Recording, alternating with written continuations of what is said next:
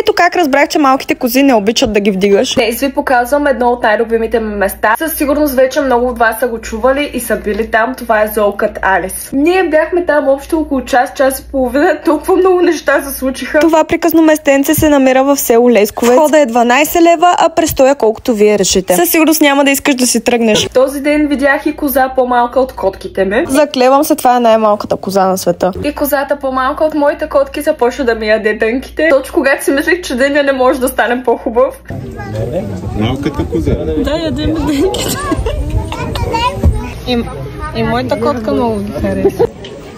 Не какви вкусни дънки, всичко трябва го да изпадаме. Естествено, че там имаше и котки, които нямаше как да пренебрегнем. Не остана неpoгалена котка. Хайлайта на деня определено е тази козичка яхнала лама. Как това въобще е истинско? Това е най-прекрасното място, особено за любители на животните. 100 пъти по-хубаво и хуманно от зоопарк. За първи път виждам гълъб голям колкото кокошка. Толкова много различни видове на едно място. И къде другаде ще видиш котка, която си играе с пустинна лисица. Просто ума ми не побира колко са сладки. Това, например, е къдрав гълъб. Кенгура, албинос, колкото и пъти да се върна, няма да ми омръзне. Кажете ми как всичко това е на едно място и струва 12 лева. Без значение на каква възраст си, не знам как ще се тръгнеш тъжен от тук.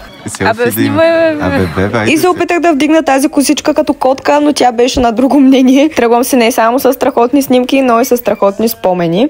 Има ли нужда да казвам, че аз просто обожавам животните? Затова и предимно рисувам животни, както знаете. И ако и вие сте любители на животните, последвайте ме. Така, това беше идея от мен за забавен уикенд. Ако вие имате повече идеи, напишете ми ги в коментарите, ще се радвам да ги прочета. И чао!